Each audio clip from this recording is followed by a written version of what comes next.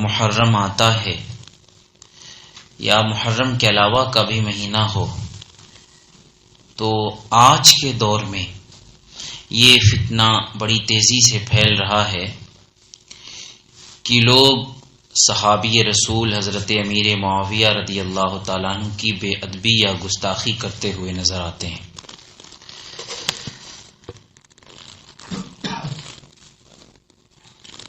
حب علی یعنی حضرت علی رضی اللہ تعالیٰ عنہ کی محبت کے نام پر بغض معاویہ یعنی حضرت معاویہ کی دشمنی اور ان سے نفرت کو پھیلا رہے ہیں۔ ہم اہل سنت و جماعت کا آج سے نہیں صحابہ کرام کے زمانے سے یہی عقیدہ ہے کہ ہر صحابی نبی لائق تعظیم و احترام ہے، اور کسی بھی صحابی کی توہین یہ گمراہی ہے، اور معاذ اللہ اگر نہایت نفرت اور بلا وجہ ہو تو کفر بھی ہو سکتی ہے۔ تو جس طریقے سے دوسرے صحابہ لائق تعظیم و احترام ہیں، اسی طریقے سے حضرت امیر معاویہ رضی اللہ تعالی عنہ بھی لائق تعظیم و احترام ہیں صحابی رسول ہونے کی حیثیت سے، اور حضرت امیر معاویہ رضی اللہ تعالی عنہ کے تو کچھ دوسرے ایسے فضائل بھی ہیں جن کی وجہ سے حضرت امیر معاویہ کا احترام اور بڑھ جاتا ہے۔ تو یہ عقیدہ اپنے ذہن میں مضبوط کر لیں اور اپنے بچوں کے ذہن میں بھی مضبوط کریں، اپنے دوستوں کے ساتھ بھی یہ بات شیئر کریں اور اسے یقینی بنائیں کہ معاذ اللہ کچھ لوگ تو آج کل ایسے بھی ہیں کہ سیدھا حضرت امیر معاویہ بھی نہیں کہتے ہیں امیر شام۔ ہاں، یہ بھی گستاخی کا ایک طریقہ ہے، اس کو سمجھنا چاہیے۔ کہتے ہیں امیر شام نے ایسا کیا تو امیر شام نے ایسا کیا۔ یہ بولو کہ صحابی رسول نے ایسا کیا تو جانے آپ کی حقیقت پتہ چل جائے۔ صحابی رسول کا ٹائٹل لگا کر بات کرو تو سمجھ میں آئے کہ آپ کی حقیقت کیا ہے، تو لوگ آپ کو پہچان جائیں کہ آپ اہل سنت سے ہیں کہ شیعہ اور رافضی ہیں۔ تو کوئی معاذ اللہ امیر شام کہتا ہے، کوئی کچھ کہتا ہے، کوئی کچھ کہتا ہے۔ جرم کیا ہے حضرت امیر معاویہ رضی اللہ تعالیٰ عنہ کا؟ کچھ نہیں ہے۔ یقین مانیے حضرت امیر معاویہ رضی اللہ تعالی عنہ سے ان کی جو نفرت ہے رافضیوں کی، اور ان رافضی شیعہ کی وجہ سے ہمارے اہل سنت میں کچھ مقرر ایسے گھسے کہ انہوں نے حضرت علی کی محبت کا نام لے کر حضرت امیر معاویہ کی شان کو گھٹانے کی کوشش کی، اور کہتے ہیں کہ جس طریقے سے انبیاء کرام میں آپس میں رتبوں میں فرق ہے، ہر نبی کا رتبہ الگ الگ ہے، اسی طریقے سے صحابہ کرام میں بھی رتبہ الگ الگ، بے شک الگ ہے، لیکن تم کہنا کیا چاہتے ہو؟ آپ سمجھ رہے ہیں؟ کہنا کیا چاہتے ہو؟ سامنے والے سے ہی پوچھنا چاہیے کہ تم کہنا کیا چاہتے ہو؟ کہ سارے صحابہ میں رتبہ الگ الگ ہے، رتبے کا الگ ہونا الگ ہے، اور کسی کی توہین کرنا، کسی کی شان گھٹانا یہ الگ بات ہے۔ جیسے انبیاء کرام میں بے شک رتبوں میں الگ الگ ہیں سب، بے شک آپس میں فرق مراتب ہے۔ اللہ تعالیٰ فرماتا ہے تلک الرسل فضلنا بعضهم علی بعض، تیسرے پاری کی سب سے پہلی آیت ہے کہ یہ رسول ہیں یعنی رسولان اعظام ہیں جن میں ہم نے بعض کو بعض پر یعنی کچھ کو کچھ پر فضیلت دی ہے، یعنی ان کے رتبے ہیں۔ لیکن یہ بات بھی یاد رکھنی چاہیے، یہ جو شیعہ رافضی ہوتے ہیں یہ بڑے فریب کاری اور مکار ہوتے ہیں۔ یہ بات کہنا کچھ چاہتے ہیں اور گھما کر، چونکہ ہم اہل سنت سے ڈائریکٹ تو اس طرح کی بات نہیں کر سکتے، یہ کہ ہمیں ڈائریکٹ اس بات پر ابھاریں کہ ہم معاذ اللہ حضرت امیر معاویہ کو لعن و طعن کریں، ان کو برا بھلا کریں، یہ جانتے ہیں سنی ایسا کبھی نہیں کرے گا، تو وہ گھما کر لاتے ہیں۔ اور یہ بھی ان کی ایک ٹرک ہے، یہ ان کا ایک ٹریپ ہے کہ وہ بات اور حوالہ یہ دیتے کہ دیکھو جس طریقے سے نبیوں میں رتبہ ایسا ہے، اسی طریقے سے صحابہ میں بھی رتبہ ایسا۔ بے شک یہ بات بھی قرآن سے ثابت ہے، اللہ تعالیٰ فرماتا ہے کہ جو فتح مکہ کے بعد ایمان لائے وہ ان کے جیسے نہیں ہے جو فتح مکہ سے پہلے ایمان لائے۔ یہ سب بات بالکل درست ہے، اس میں کوئی حرج نہیں۔ جیسے نبیوں میں رتبے میں فرق ہے، صحابہ کرام میں بھی رتبے میں فرق ہے، لیکن جس طریقے سے رتبے کے فرق کا بہانہ بنا کر کسی نبی کی ذرہ برابر بھی توہین کفر ہے، اسی طریقے سے رتبے میں فرق کا بہانہ بنا کر کے صحابہ کرام میں سے کسی بھی صحابی کی تنقیص کرنا یہ آپ کو دار اسلام سے بھی باہر کر سکتا ہے۔ تو یہ ان کا ایک ٹریپ ہے، اس سے بھی بہت بچ کے رہیں۔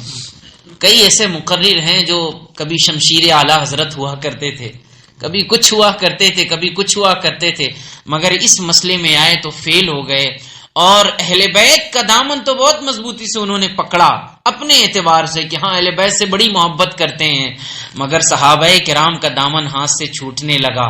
مگر یاد رکھیے گا، ہم اہل سنت و جماعت کے لیے اعلی حضرت علیہ رحمت و رضوان کی یہی تعلیم کافی ہے کہ دونوں پہلو برابر ہونے چاہیے۔ اہل سنت کا ہے بیڑا پار، اصحاب حضور نجم ہیں اور ناؤ ہے اطرت رسول اللہ کی۔ اہل بیت کا دامن بھی مضبوطی سے تھامنا ہے، صحابہ کا دامن، اور یہ بہت بڑی آزمائش ہے، یاد رکھیے، کیونکہ اگر اہل بیت کی محبت میں بڑھے، ادھر کمزوری دکھائی تو رافضی اور شیعہ ہو جاؤ گے، سیدھی سی بات ہے، رافضی ہو جاؤ گے، شیعہ ہو جاؤ گے، اہل سنت سے خارج۔ اور اگر صحابہ کرام سے محبت زیادہ دکھائی، اہل بیت سے محبت کم کی، یعنی ان کی شان کو کم سمجھا یا ان کو اہمیت نہیں دی، تو خارجی ہو جاؤ گے، وہابی ہو جاؤ گے۔ اور دونوں کے درمیان بیلنس کرو گے تو غلام احمد رضا خان ہو جاؤ گے۔ یہی سنیت ہے، اس بات کو اچھے سے سمجھیے۔ اس لیے خاص طور پہ پہلے میرا ارادہ نہیں تھا، ہم نے سوچا تھا کہ آج ہم بیان شروع کر دیں گے امام حسین رضی اللہ تعالی عنہ کے اس واقعے کربلا کا کیا بیک گراؤنڈ تھا پورا، لیکن پھر مجھے خیال آیا کہ نہیں، آج کے دور کا یہ تو بہت بڑا فتنہ ہے اور ہمارے نوجوان ان کو کچھ پتا نہیں ہوتا۔ کوئی کہتا ہے میں مولائی ہوں، اچھا بھائی صاحب، یہ مولائی کی بات کہاں سے نکل پڑی؟ اور مولائی کہنے کا تمہارا مطلب کیا ہے؟ مولائی کہنے کی ضرورت کیوں پیش آئی؟ سوال یہ، تم اپنے آپ کو ابو بکر کے اعتبار سے صدیقی کیوں نہیں کہتے؟ سوال ہے کہ نہیں بھائی؟ تم حضرت عمر فاروق کے اعتبار سے اپنے آپ کو غلام فاروق کیوں نہیں کہتے؟ حضرت عثمان غنی کی نسبت سے اپنے آپ کو غلام عثمان کیوں نہیں کہتے؟ یہ مولائی ہی کیوں کہتے ہو؟ سوال یہ ہے، یہ اصل میں ان کے ذہن کو جو ہے نا، وہ کہتے ہیں نا برین واش کیا جا رہا ہے کہ بھائی مولائی، اب نام یہ دیں گے مولائی سے اعتبار سے کہ مولائی کائنات سیدنا علی مرتضیٰ سے محبت ہے۔ وہ کون مومن ہے جو حضرت علی سے محبت نہیں کرتا؟ میرے آقا سرور کائنات صلی اللہ علیہ وسلم نے فرما دیا کہ علی سے مومن ہی محبت کرے گا اور علی سے دشمنی منافق ہی رکھے گا۔ تو وہ کون مومن ہے جو علی سے محبت نہیں کرتا؟ تمہیں مولائی کہنے کی ضرورت کیوں پیش آ گئی؟ تو اصل میں یہ بات حضرت علی کی محبت کی نہیں ہے، یہ بات حضرت علی کی محبت کی آڑ میں صحابہ کرام کی توہین کی ہے۔ اس کو سمجھنا چاہیے بہت اچھے سے۔ شیطان بہت چالاک ہوتا ہے نا، وہ کہاں سے کنی کاٹتا ہے آپ کو پتا بھی نہیں چلے گا۔ حضرت امیر معاویہ کا ذکر ہو رہا ہے، مثنوی شریف میں مولانا جلال الدین رومی علیہ رحمت و رضوان، کیا عظیم شخصیت ہیں، اعلیٰ حضرت علی رحمت و رضوان جب بھی ان کا تذکرہ کہتے ہیں تو کہتے ہیں مولوی معنوی۔ بولیے سبحان اللہ۔ اس کا مطلب کیا ہوا؟ چونکہ مولوی کا مطلب ہوتا ہے مولا والا، یعنی اللہ والا، اور جب معنوی کہا اعلیٰ حضرت، اس کا مطلب ہوا کہ ہاں حقیقت میں صحیح معنوں میں مولا والے تھے یہ۔ اور آپ کے کلام میں یہ تاثیر ہے کہ جو آپ کے کلام کو یعنی مثنوی شریف کو پڑھتا ہے وہ بھی اللہ والا ہو جاتا ہے۔ اور آپ کو یہ جان کر تعجب بھی ہوگا کہ اسلام کے عظیم شخصیات میں سے ایک شخصیت مولانا جلال الدین رومی علیہ رحمت و رضوان کی ایسی ہے جن کو ہم بھی محبت کرتے ہیں، ان کی کتابوں کو ہم بھی پڑھتے ہیں، اور یہ ایسے ہیں کہ ان کی کتابوں کو غیر بھی پڑھتے ہیں کیونکہ ان کے کلام میں وہ معنویت ہے۔ ایک مرتبہ ہم لوگ ہمارے کمپیوٹر لیب کے جو ٹیچر تھے وہ ہم سے کہنے لگے کہ مجھ کو فارسی سیکھنا ہے، تو ہم نے کہا سر آپ کو فارسی کیوں سیکھنا ہے؟ تو کہنے لگے مجھے مثنوی پڑھنا ہے۔ تو ہم نے کہا اس کے تو ٹرانسلیشن ہے، اردو، انگلش اور نہ جانے کتنی زبانوں میں اس کے ٹرانسلیشن ہے۔ تو کہا نہیں، ٹرانسلیشن تو اپنی جگہ ہے، اصل مزہ تو فارسی ہی پڑھنے میں آئے گا۔ کسی بھی زبان میں ٹرانسلیشن کے بعد وہ لطف باقی نہیں رہتا، یاد رکھیے۔ اس زبان میں جو بات کہی گئی ہے اس کا مزہ تبھی آپ کو آئے گا جب آپ کو وہ زبان آتی ہو۔ تو پھر انہوں نے ہی بتایا کہ مولانا جلال الدین رومی علیہ رحمت و رضوان کی وہ شخصیت ہے جن پر دوسرے ممالک میں یوروپ اور انہوں نے کہاں کہاں کا حوالہ دیا مجھے صحیح سے یاد نہیں، فرمایا کہ باقاعدہ لوگ اس کو اسٹڈی کرتے ہیں، اس پر پی ایچ ڈی کی جا رہی ہے، اور تصوف کی تعلیمات کے فروغ میں مثنوی شریف کا بہت بڑا کردار ہے۔ تو مثنوی شریف میں مولانا جلال الدین رومی علیہ رحمت و رضوان نے ایک واقعہ لکھا، میں آپ کو یہ بات اس لیے بتانا چاہتا، آج حضرت امیر معاویہ کا ذکر بھی ہے اور یہ واقعہ اس سے ریلیٹڈ ہے کہ شیطان کتنا فریب دیتا ہے، کس طریقے سے آپ کو دھوکہ دینے کی کوشش کرتا ہے۔ کہ حضرت امیر معاویہ رضی اللہ تعالیٰ نے ایک دن سو رہے تھے، رات کا وقت تھا، صبح کا وقت ہو گیا، تو آپ نے دیکھا کہ کوئی آیا اور اس نے آپ کو آ کر جگایا، آپ نے آنکھ کھولی تو نظر ہی نہیں آئی کہ کس نے جگایا، پھر آپ نے دیکھا کہ کوئی شخص پردے کے پیچھے چھپنے کی کوشش کر رہا ہے، تو آپ نے اس سے پوچھا کہ کون ہے بھائی، کس لیے جگا رہے ہو؟ کہا حضور اٹھ جائیے، فجر کی نماز کا وقت ہو گیا ہے، اگر آپ سو گئے تو نماز آپ کی قضا ہو جائے گی۔ کہا اچھا بھائی شکریہ، لیکن تم ہو کون؟ کہا کہ میں آپ کا خیر خواہ ہوں، نام تو بتاؤ؟ کہا ابلیس ہوں۔ حضرت امیر معاویہ رضی اللہ تعالیٰ نے مسکرائے، کہنے لگا ابلیس اور خیر خواہ، تو سچ بتا کہ تو مجھے نماز کے لیے کیوں اٹھا رہا ہے؟ ٹائم تو نماز کا ہی تھا۔ اس نے کہا کہ حضور بس میرا کام ہی ہے نیکی کی دعوت دینا، تو میں بھی آپ کو نیکی کی دعوت دے رہا تھا، میں ہمیشہ سے اچھائی کی طرف ہی بلاتا ہوں، آپ اٹھ جائیں اور نماز ادا فرما لیں۔ فرمایا جب تک تو بتائے گا نہیں کہ کیوں مجھے نماز کے لیے اٹھایا، تجھے جانے نہیں دوں گا یہاں سے میں۔ تو وہ بہانے مارتا رہا، لیکن جب دیکھا کہ حضرت امیر معاویہ اسے چھوڑنے والے نہیں، تو اس نے کہا کہ اصل مسئلہ یہ ہے کہ اگر آپ کے فجر کی نماز قضا ہو جائے تو آپ اس پر اتنا روتے ہیں، اللہ کی بارگاہ میں اس قدر خوف سے آپ کے آنکھوں سے آنسو نکلتے ہیں، اور نماز کے قضا ہو جانے پر آپ اتنا روتے اور گریہ وزاری کرتے ہیں کہ اللہ تعالیٰ آپ کو فجر کی 2 رکعت کے بدلے میں 200 رکعت کا ثواب عطا فرماتا ہے۔ تو میں تو یہ نہیں چاہتا کہ آپ کو 2 کے بدلے 200 ملے، چاہیے آپ 2 ہی پڑھ لیجئے۔ تو شیطان کہاں سے فریب دے رہا ہے یہ آپ کو پتہ ہی نہیں چلے گا، اس لیے اپنی آنکھیں بہت کھلی رکھنے کی ضرورت ہے، اور آج کے دور کا یہ بہت بڑا فتنہ، اس سے بھی بچنے کی اشد ضرورت ہے۔ جو اپنے آپ کو مولائی کہے نا، فوراً آپ اٹینشن جو ہے وہ دیجیے گا اور فوراً ہوشیار ہو جائے گا، الرٹ ہو جائے گا کہ نہیں یہ آدمی گڑبڑ ہے، اور اس کو بولے گا بھائی تم مولائی کہنے کی ضرورت کیوں آئی؟ مولائی کہنا سے ہم سب محبت کرتے ہیں، یہ خاص تم مولائی کیوں بنے ہوئے ہو؟ چلو صدیقی ہو جاؤ، کیونکہ نبی کے بعد تو سب سے بڑا رتبہ تو حضرت ابوبکر صدیق رضی اللہ تعالیٰ عنہ کا ہے کہ نہیں ہے؟ تم فاروقی کیوں نہیں ہو جاتے؟ کیونکہ حضرت عمر فاروق تو وہ ہیں جن کے بارے میں حضور نے فرمایا لو کان بعدی نبی لکان عمر، اگر میرے بعد کوئی نبی ہوتا تو وہ عمر ہوتے، تم وہ کیوں نہیں ہو جاتے؟ تو عثمان غنی کیوں نہیں جاتے جن کی شان تو یہ ہے کہ حضور فرماتے ہیں عثمان تو وہ ہیں جن سے زمین والے بھی حیا کرتے ہیں، آسمان والے بھی حیا کرتے ہیں، تو بھائی وہی ہو جاؤ۔ تو پھر مولائی کیوں؟ امام حسن کے حسنی کیوں نہیں ہو جاتے ہو؟ چلو حسینی ہو جاؤ، یہ مولائی کی بات کیوں آئی آخر؟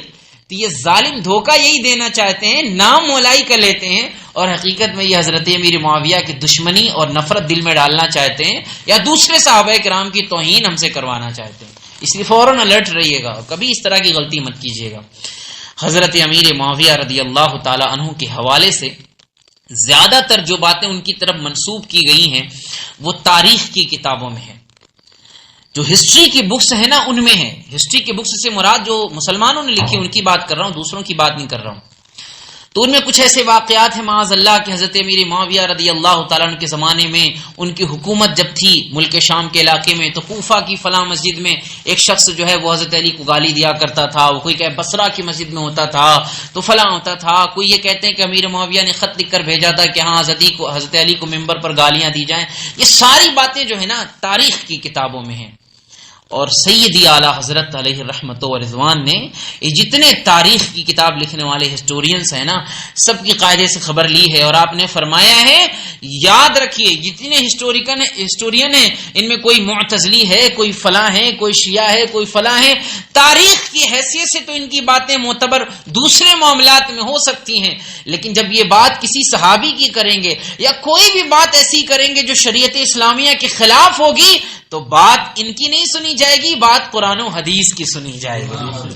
تاریخ کی کتاب تو تاریخ کی کتاب ہے نا، وہ تھوڑی آسمان سے اتری ہوئی ہے، بات تو قرآن کی سنی جائے گی، بات تو حدیث پاک کی سنی جائے گی۔ یہ ظالم لاکھ کہتے رہے کہ حضرت امیر معاویہ نے ایسا کیا ویسا کیا، لیکن ہم جانتے ہیں کہ امیر معاویہ رضی اللہ تعالی عنہ تو وہ عظیم صحابی رسول ہیں جن کو میرے آقا صلی اللہ تعالی علیہ وسلم نے دو ایسی خاص دعائیں عطا فرمائی ہیں کہ وہ دعائیں ہی حضرت امیر معاویہ کی رتبے کو ثابت کرنے کے لیے بہت کافی ہیں۔ مسند امام احمد کی روایت ہے کہ مولا رسول کائنات صلی اللہ علیہ وسلم نے حضرت امیر معاویہ رضی اللہ تعالیٰ عنہ کی دعا کی، اللہم علمہ الکتاب والحساب وقہ العذاب، اے اللہ معاویہ کو قرآن کا علم عطا فرما، اے اللہ معاویہ کو حساب کا علم عطا فرما، اور فرمایا اے اللہ معاویہ کو عذاب سے محفوظ فرما۔ حضور نے تو عذاب سے محفوظ رہنے کی دعا کر دی، اور یہ ظالم باتیں ایسی کرتے ہیں ہسٹورین جو ظاہر عذاب میں داخل کرنے والی ہے، تو یہ عذاب میں داخل کرنے والی بات کرتے، ان کی بات رد کی جائے گی اور بات مصطفیٰ جان رحمت کی مانی جائے گی کہ انہوں نے فرمایا کہ اللہ انہیں عذاب سے محفوظ فرما، اور نبی کی دعا رد نہیں ہوتی، یعنی امیر معاویہ عذاب سے محفوظ ہیں۔ سمجھ رہے ہیں آپ، یہ مطلب ہے اس کا۔ اور ایک اور دعا میرے آقا صلی اللہ تعالی علیہ وسلم نے ان کے لیے فرمائی، جو طبرانی کی روایت ہے، فرماتے ہیں یعنی دعا کرتے ہیں میرے آقا صلی اللہ علیہ وسلم، اللہم اجعلہ ہادیا ومہدیا واہدی بہ الناس، اے اللہ معاویہ کو ہدایت دینے والا بنا دے، ہدایت تقسیم کرنے والا بنا دے، اور فرمایا ومہدیا، اے اللہ ان کو خود بھی ہدایت یافتہ بنا دے، یعنی ہمیشہ یہ ہدایت پر ہی رہیں، اور فرمایا وہدی بہ الناس، ایک تو یہ ہدایت دیں، اور پھر ہو سکتا ہے کوئی ہدایت قبول کرے نہ کرے، مگر حضور نے آخر والے جملے سے فرمایا کہ اے مولا یہ ہدایت دیں اور لوگ اس سے ہدایت بھی حاصل کریں، وہدی بہ الناس، اور ان کے ذریعے لوگوں کو ہدایت عطا فرما۔ اب بتائیے نبی کی دعا قبول ہے کہ نہیں قبول ہے؟ اعلیٰ حضرت کہتے ہیں اجابت کا صحرا عنایت کا جوڑا، دلہن بن کے نکلی دعائے محمد، اجابت نے بڑھ کر گلے سے لگایا، بڑھی ناز سے جب دعائے محمد صلی اللہ علیہ وسلم۔ حضور کی دعا تو یہ ہے کہ حضور دعا کرتے ہیں، دعا نہیں جاتی اجابت کے پاس، یعنی قبولیت کی طرف دعا نہیں بڑھتی، قبولیت خود دعا کی طرف بڑھ کر آتی ہے۔ سبحان اللہ، یہ میرے حضور کی شان ہے۔ اللہ تو فرماتا ہے محبوب آپ دعا کرو یا نہ کرو، وَلَسَوْفَ يُعْطِيكَ رَبُّكَ فَتَرْضَىٰ، آپ کو مانگنے کی بھی ضرورت نہیں، اللہ بن مانگے آپ کو اتنا دے گا کہ آپ راضی ہو جائیں گے۔ تو حضرت امیر معاویہ رضی اللہ تعالیٰ عنہ کی یہ شان ہے۔ آپ نے اسلام کب قبول کیا؟ اس کے تعلق سے دو روایتیں ہیں، ایک تو یہ ہے کہ آپ نے فتح مکہ کے دن اسلام قبول کیا، لیکن صحیح روایت یہ ہے، زیادہ تر علماء کرام نے جسے قبول کیا ہے وہ یہ ہے کہ صلح حدیبیہ کے موقع پر ہی آپ نے اسلام قبول کر لیا تھا۔ صلح حدیبیہ ہوئی ہے سن 6 ہجری میں، اور فتح مکہ ہوا ہے سن 8 ہجری میں، یعنی ایک روایت میں گویا یوں سمجھیے کہ 8 ہجری میں آپ نے اسلام قبول کیا، دوسرے میں یہ کہ اسے 2 سال پہلے ہی قبول کر لیا تھا۔ اب جو حضرات یہ روایت کرتے ہیں کہ 2 سال پہلے ہی آپ نے اسلام قبول کر لیا تھا، ان کی دلیل کیا ہے وہ سنیے۔ وہ کہتے ہیں کہ بخاری شریف میں بھی حدیث آئی ہے، دوسری کتابوں میں بھی حدیث آئی ہے کہ حضرت امیر معاویہ رضی اللہ تعالیٰ عنہ کہتے ہیں کہ جب حضور نے عمرے سے فراغت حاصل کی تو میں نے حضور کے سر کے بال تراشنے کی سعادت حاصل کی، اور کہاں پر کی؟ مروہ پہاڑی پر۔ حضرت امیر معاویہ کیا کہتے ہیں؟ میں نے مروہ پہاڑی پر، صفا مروہ جو تو پہاڑی نا، فرمایا مروہ پہاڑی پر حضور کے بال تراشنے کی سعادت حاصل کی، اور کب کی؟ جب حضور عمرے سے فارغ ہوئے۔ حضور صلی اللہ تعالی علیہ وسلم نے عمرے تو کئی فرمائے مگر حج ایک ہی فرمایا ہے، اور جو حج فرمایا ہے وہ اپنی زندگی کے آخری سال میں فرمایا، یعنی سن 10 ہجری میں فرمایا ہے، ٹھیک ہے۔ تو اب یہ جو بال تراشنے والی روایت ہے یہ 10 ہجری کی نہیں ہو سکتی، حج وداع کی نہیں ہو سکتی۔ یہ جو روایت ہے یہ روایت صلح حدیبیہ سن 6 ہجری میں ہوئی، اور جب صلح ہو گئی مکے کے لوگوں نے کہا کہ آپ اس سال تو حج نہ کریں، اگلے سال آئیں. تو اگلے سال سن 7 ہجری میں جب حضور تشریف لے گئے اور آپ نے عمرہ فرمایا، تو عمرہ فرمانے کے بعد مروہ پہاڑی پر حضور صلی اللہ علیہ وسلم کے سر کے بال تراشے گئے، یعنی ٹرم کیے گئے. سر شیو نہیں کیا گیا بلکہ بال چھوٹے کیے گئے. اور یہ سعادت حضرت امیر معاویہ کو حاصل ہوئی. اور جو لوگ یہ کہتے ہیں کہ حضرت امیر معاویہ نے جب حضور نے حج کیا تھا تب بال تراشا تھا، تو وہ بات اس لیے درست نہیں ہے کیونکہ حضور جب حج کرنے کی نیت سے گئے ہیں تو آپ قارن ہونے کی حیثیت سے گئے ہیں. جو لوگ حج کرنے جاتے ہیں نا 3 طرح کے ہوتے ہیں. ایک تو وہ ہوتے ہیں کہ جو اپنے گھر سے نکلتے ہیں اور ارادہ کرتے ہیں کہ صرف حج کرنا ہے، عمرہ بھی نہیں کرنا، صرف حج کرنا ہے. ان کو حج افراد کرنے والا کہتے ہیں، مفرد کہتے ہیں. دوسرے جو حج کرنے والے ہوتے ہیں ان کو حج تمتع کرنے والا کہتے ہیں. حج تمتع کرنے والے کو متمتع کہتے ہیں. یہ کیا ہوتے ہیں؟ عام طور سے ہم لوگ جاتے ہیں تو یہی کرتے ہیں. اس میں کیا ہوتا ہے کہ پہلے جائیں گے، مکہ شریف پہنچیں گے، عمرہ کریں گے، احرام اتار دیں گے، پھر اس کے بعد حج کے دن کا انتظار کرتے ہیں نا، پھر احرام پہنا جاتا ہے. اس کو حج تمتع کہتے ہیں. تیسرا جو سب سے افضل حج ہے وہ یہ ہے کہ بندہ اپنے گھر سے نکلے، یعنی میقات میں داخل ہونے سے پہلے ہی احرام باندھے، اور یہ احرام ایسا ہو کہ اس میں عمرہ اور حج ساتھ میں کرنے کی نیت کرے. مطلب گیا اور جا کر تو عمرہ کرنا ہی ہے، طواف کرنا ہی ہے، عمرہ کیا، عمرہ کرنے کے بعد احرام نہ اتارے، احرام کی حالت میں ہی حج کا انتظار کرتا رہے، گویا کہ اتنے دنوں تک حالت احرام میں رہے. یہ سب سے افضل حج ہوتا ہے. تو میرے آقا صلی اللہ علیہ وسلم نے جو حج فرمایا یہ حج قارن والا حج ادا فرمایا. اب جو حج قارن والا ہوتا ہے اس میں بندہ عمرے کے بعد سر کے بال نہیں ترشواتا کیونکہ اس کو احرام سے باہر ہی نہیں آنا. جس کو احرام سے باہر آنا ہوتا ہے نا وہ قربانی کرتا ہے، سر کے بال ترشواتا ہے. جس کو احرام سے باہر نہیں آنا وہ تھوڑی سر کے بال ترشوائے گا یا سر کے بال منڈائے گا. اور دوسری بات یہ ہے کہ یہ جو سر کے بال حج کے بعد منڈائے جاتے ہیں یہ مروہ پہاڑی پر نہیں منڈائے جاتے، مینا میں اتروائے جاتے ہیں. تو حضور کی اس حدیث پاک میں جو ہے وہ یہ کہ امیر معاویہ نے مروہ پہاڑی پر، وہ بھی عمرے کے بعد، جو دونوں یہاں پاسبل نہیں ہے. اس کا مطلب یہ ہے کہ حضرت امیر معاویہ رضی اللہ تعالیٰ نے جو حضور کے بال تراشے، اچھا حج کے بعد جو حضور نے اپنے سر کے بال کیے تو وہ یعنی پورے سر کو شیو فرمایا، سر کے بال منڈوائے تھے. اور یہاں پہ جو روایت ہے وہ یہ ہے کہ حضرت امیر معاویہ نے سر کے بال چھوٹے فرمائے تھے، پورے بال نہیں اتارے تھے. تو آپ پتا چلا کہ حضرت امیر معاویہ نے یہ جو خدمت کی تھی یہ حج کے بعد نہیں کی تھی، یہ عمرے کے بعد کی تھی. اور یہ عمرہ وہی تھا جو حدیبیہ کے اگلے سال سن 7 ہجری میں فتح مکہ سے 1 سال پہلے آپ نے حضور صلی اللہ علیہ وسلم کی خدمت کی. اور ظاہر ہے کہ حضور کی یہ خدمت وہ بھی روایت حضرت امیر معاویہ سے لی جا رہی ہے. پتہ چلا اس وقت حضرت امیر معاویہ مسلمان ہو گئے تھے اور حضور کی اس خدمت کی سعادت بھی حاصل کر رہے تھے. اور اس طرح کے کئی صحابی ایسے ہیں کہ جو مسلمان ہو گئے مگر اپنا اسلام بعد میں ظاہر فرمایا.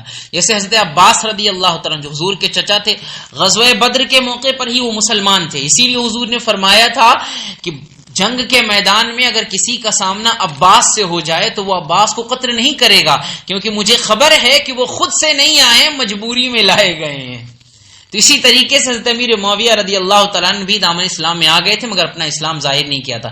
یہ بات اس لیے مجھے بتانی پڑ رہی ہے کیونکہ جو قرآن پاک میں ہے وہ یہ ہے کہ جو فتح مکہ سے پہلے ایمان لائے وہ ان کے برابر نہیں ہیں جو فتح مکہ کے بعد ایمان لائے. یعنی رتبوں میں فرق ہے کیونکہ فتح مکہ کے بعد اسلام غالب ہو گیا تھا، بہت سے لوگ دامن اسلام میں آئے، اور فتح مکہ سے پہلے اسلام ذرا کمزور تھا تو جو اس وقت ایمان لائے ان کا رتبہ بہت زیادہ افضل و اعلیٰ ہے.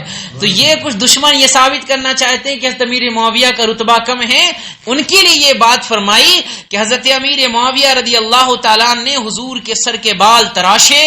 اور اللہ اکبر، کیا محبت میرے آقا کائنات صلی اللہ علیہ وسلم سے تھی کہ جب حضرت امیر معاویہ کے انتقال کا وقت آیا تو فرمایا کہ جب مجھے کفن پہنانا تو جو میرا ازار ہو وہ بھی حضور کا کپڑا ہو جو ان کے پاس موجود تھا، اور فرمایا جو میری قمیص بنے کفن میں وہ بھی حضور کا کپڑا ہو، اور جب کفن پہنا لو تو میری پیشانی پر اور میرے سجدے کے مقام اور ہاتھ پر اور گھٹنے پر حضور صلی اللہ علیہ وسلم کے بال مبارک اور حضور کے ناخن رکھ دینا، اور پھر مجھے ارحم الراحمین کے رحمت کے حوالے کر دینا. اس قدر عظیم صحابی رسول خوف خدا کا یہ عالم کہ جب آپ کے انتقال کا وقت آیا تو آپ دعا کر رہے تھے اے اللہ میری مغفرت فرما، اور آپ خوف خدا کی وجہ سے کہہ رہے تھے کہ اے کاش میں کسی علاقے کا ایک دیہاتی شخص ہوتا اور دامن اسلام سے وابستہ ہو کر آسان سی اور معمولی زندگی گزار جاتا، میرے اوپر یہ بادشاہی کا بوجھ نہ آتا کہ میرے حساب و کتاب میں سختی ہوتی۔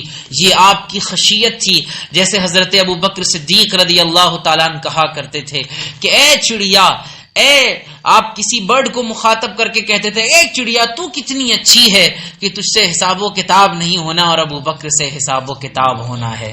حضرت عمر فاروق اعظم اللہ کے خوف میں ڈوب کر کہا کرتے تھے کہ اے کاش عمر پیدا ہی نہ ہوا ہوتا، اور یوں ہی اللہ سبحانہ و تعالیٰ کے عذاب اور اس کی خشیت اس کے عذاب سے محفوظ رہ جاتا۔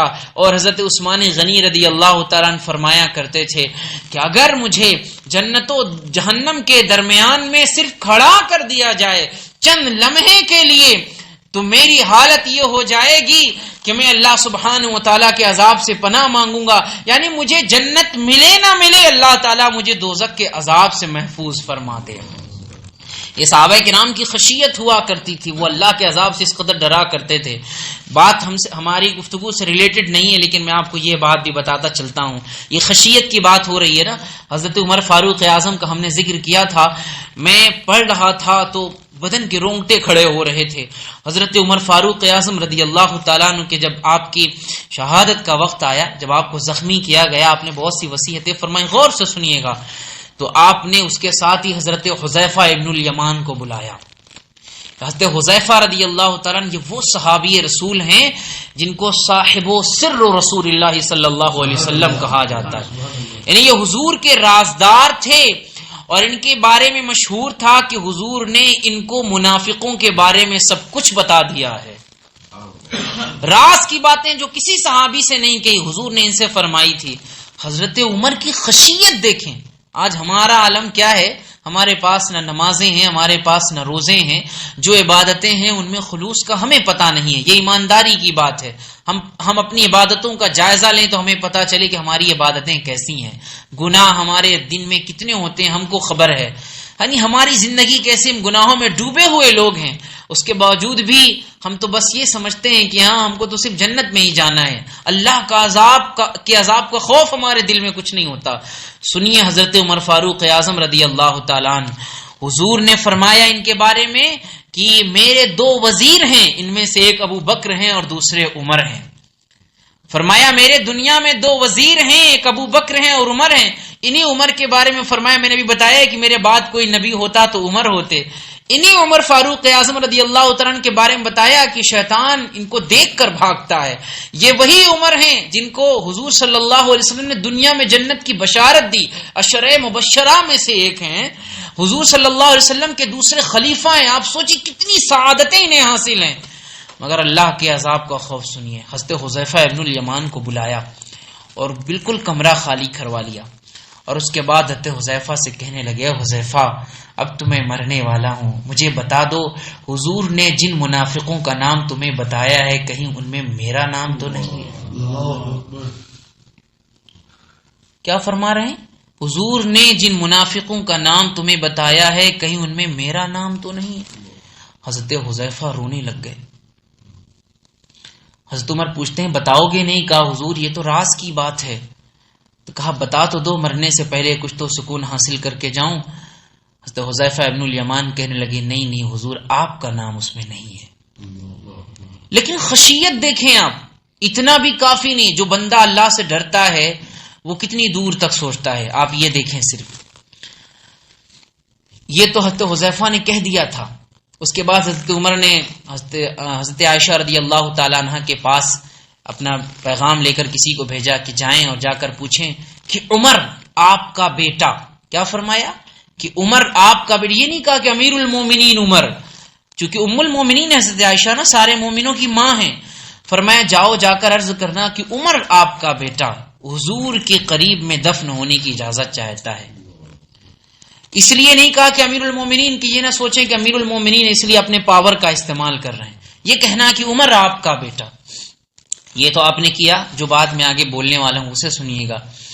اس کے بعد آپ نے اپنے بیٹے حضرت عبداللہ ابن عمر جو آپ کے صاحبزادے ہیں اور بہت عظیم صحابی رسول ہیں، بہت بڑے محدث، فقیہ اور بہت بڑے عاشق رسول، سنت کے پیروکار ہیں، ان سے فرمایا کہ حذیفہ نے تو مجھ سے کہہ دیا ہے کہ میرا نام منافقوں میں نہیں ہے، لیکن یاد رکھنا اور دیکھنا جب میرا جنازہ تیار ہو جائے اور نماز جنازہ میں اگر تمہیں حذیفہ نظر نہ آئیں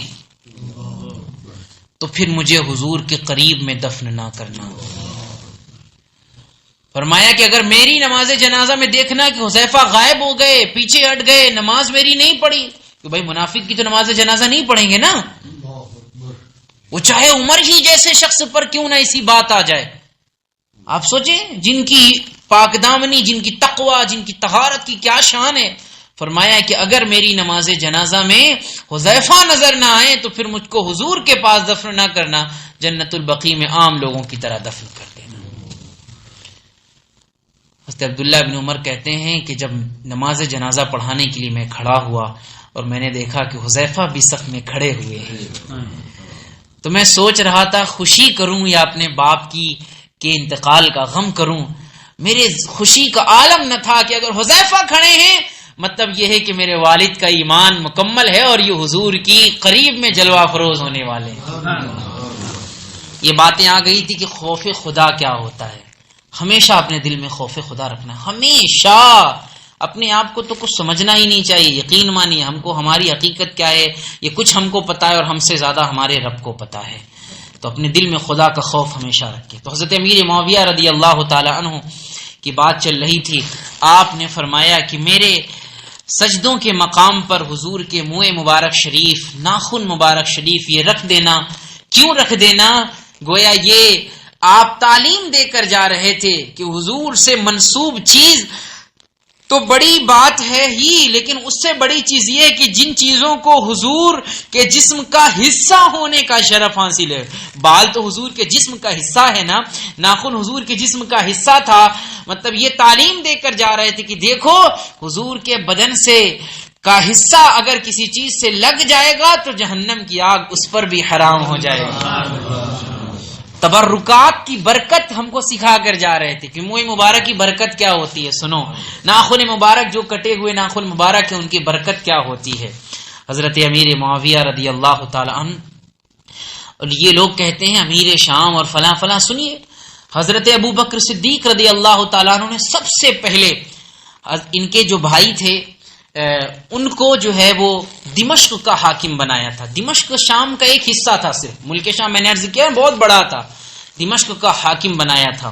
پھر ان کا جب انتقال ہونے لگا تو امیر معاویہ ان کے ساتھ ہی تھے، انہوں نے اپنے بھائی کو اپنی جگہ پہ منتخب کر دیا، یعنی دمشق کا گورنر بنا دیا۔ یہ بات حضرت ابوبکر صدیق رضی اللہ تعالیٰ عنہ کو پتہ چلی تو آپ نے منظور فرمایا۔ پھر حضرت عثمان غنی، حضرت عمر فاروق اعظم رضی اللہ تعالیٰ عنہ کے زمانے میں حضرت امیر معاویہ رضی اللہ تعالیٰ عنہ دمشق کے حاکم رہے۔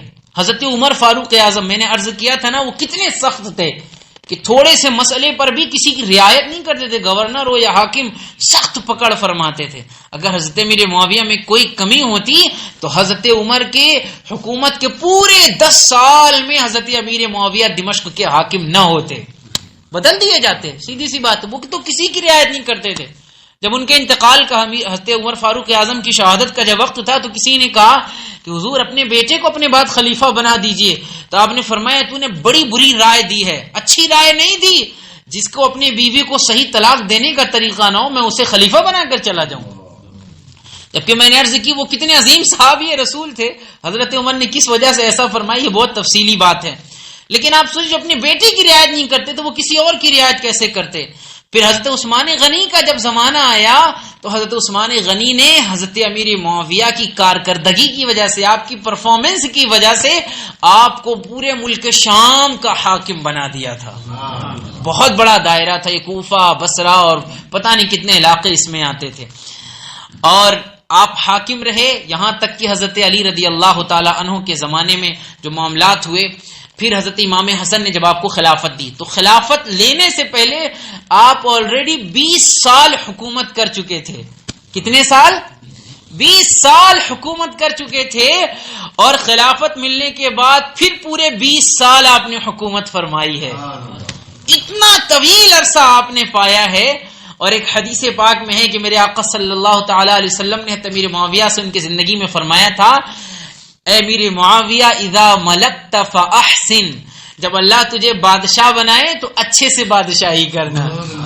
تو گویا یہ اس کی برکت تھی کہ آپ نے 40 سال تک حکومت فرمائی، اور ایسی عالی شان حکومت آپ نے اسلام کا نظام قائم فرمایا کہ یہاں تک کہ پرانی آسمانی کتابوں میں، صحیفوں میں، توریت، زبور، انجیل وغیرہ میں جہاں حضور صلی اللہ تعالی علیہ وسلم کا ذکر ہوا ہے اور جہاں رہتا تھا وہاں یہ بھی ذکر ہوتا تھا کہ یہ نبی پیدا مکے میں ہوں گے، ان کی ہجرت جو ہے وہ مدینہ شریف کی طرف ہوگی، اور ان کی حکومت کا مرکز ملک شام ہوگا. تو گویا حضرت امیر معاویہ کی جو حکومت ہے یہ اصل میں حضور کی حکومت کا حصہ ہے. اور حضرت امیر معاویہ رضی اللہ تعالی عنہ کی بہت سی باتیں ہیں. ایک دو بات عرض کر کے اپنی گفتگو ختم کروں گا. جب حضرت عثمان غنی رضی اللہ تعالیٰ عنہ کو گھیر کر کے آپ کے اوپر حملہ ہوا اور آپ کو شہید کیا گیا، آپ کے گھر میں ہی آپ کو قید و بند کر دیا گیا تھا، تو حضرت امیر معاویہ رضی اللہ تعالیٰ عنہ نے فرمایا تھا کہ جس طریقے سے مکے کے لوگوں نے حضور صلی اللہ علیہ وسلم پر ظلم کیا اور حضور کو مکہ چھوڑنے پر مجبور کیا، تو حضور نے غلبہ پایا، مسلمانوں نے بھی غلبہ پایا، لیکن مکے کے لوگوں کے اخلاق کی وجہ سے اللہ تعالیٰ نے انہیں اس بات سے محروم کر دیا کہ حضور کی حکومت کا مرکز مکہ شریف بنے. حضور نے کہاں سے حکومت فرمائی ہے؟ مدینہ شریف سے فرمائی ہے. تو انہوں نے فرمایا اس کی وجہ یہ تھی کہ مکے کے لوگوں نے اچھا سلوک نہیں کیا، مدینے کے لوگوں نے اپنی پلکیں بچھائیں، تو اللہ تعالیٰ نے انہیں اسلام کا مرکز بھی بننے کی سعادت عطا فرمائی. اور فرمایا کہ آج جس طریقے سے عثمان غنی پر ظلم ہوا، تو اب مدینے کے لوگوں، جن لوگوں نے آ کر مدینہ شریف میں یہ بے حرمتی کی، اس بے حرمتی کی وجہ سے اب مدینے میں رہنے والوں کو بھی اللہ تعالیٰ ابھی خلافت کا مرکز بننے سے محروم فرمائے گا. یہی وجہ تھی کہ حضرت علی رضی اللہ تعالیٰ عنہ نے خلافت کا اعلان تو فرمایا، بیعت بھی لی، لیکن دارالخلافہ مدینہ شریف کو نہیں بنایا، کوفہ کو بنایا. تو مطلب یہ تھا کہ لوگوں کے اخلاق کی وجہ سے آپ نے جو بات فرمائی وہ بات 100% صحیح ثابت ہوئی. اور یہی بات آپ نے یزید کو جب بنایا اپنا جانشین، تو اس کے بعد آپ نے فرمایا اے اللہ اگر یہ صحیح حکومت کرے تو اس کی حکومت کو طاقت عطا فرمانا اور طویل زمانے تک یہ حکومت کرے، اور اگر اس کی حکومت میں خرابی آئے تو اس کی حکومت کو مکمل نہ ہونے دینا. آپ دیکھیں کہ اس کی حکومت کہاں مکمل ہوئی، کبھی یہاں جنگ، کبھی وہاں جنگ، کبھی یہ فساد، اور اس نے اتنی خراب حکومت کی کہ صرف 3 سال کے اندر اس کے والد تو 40 سال تک حکومت کرتے رہے، اور وہ 3 سال میں ایسا ٹوٹا کہ یزید ختم، اور اس کے بعد چند سال ہی کے بعد بنو امیہ کی حکومت، یہ حضرت امیر معاویہ رضی اللہ تعالیٰ نے جو حکومت قائم کی تھی یہ ختم ہو گئی، اور بنو امیہ نے جو دوسری بعد میں ایک طرح سے حکومت کی ان لوگوں نے قائم کی، اور باقاعدہ طور پر ان لوگوں نے حکومت کی. تو یہ آپ کی فہم و فراست تھی، آپ کی دور اندیشی تھی، جو آپ نے فرمایا وہ کس طریقے سے حق ثابت ہوا. حضرت امیر معاویہ رضی اللہ تعالیٰ عنہ کے جب آخری وقت آیا تو یزید نے کہا کہ ابا آپ کسے اپنا جانشین بنائیں گے؟ فرمایا جانشین تو ہی بنے گا، لیکن یاد رکھنا لوگوں میں بھلائی کے ساتھ، عدل و انصاف کے ساتھ حکومت کرنا، اور خاص طور پہ اہل بیت کرام کے ساتھ اچھا سلوک کرنا وغیرہ وغیرہ آپ نے وصیت فرمائی. لیکن یزید کو جیسے ہی تخت ملا اس نے اپنے سارے شوق پورے کرنے شروع کیے، ظلم کا بازار گرم کیا. پھر اس نے جو کیا اس کی تو لمبی داستان ہے، جن میں سے چند باتیں ہم عرض کریں گے انشاءاللہ آپ کے سامنے. اللہ سبحانہ و تعالی حضرت امیر معاویہ رضی اللہ تعالیٰ عنہ کی تربت پر بے شمار رحمتیں نازل فرمائے، اور ہم کو ہر صحابی رسول سے سچی محبت کرنے کی توفیق عطا فرمائے، اور ہر صحابی، کسی بھی صحابی کی توہین سے اللہ تعالی ہمیں محفوظ فرمائے.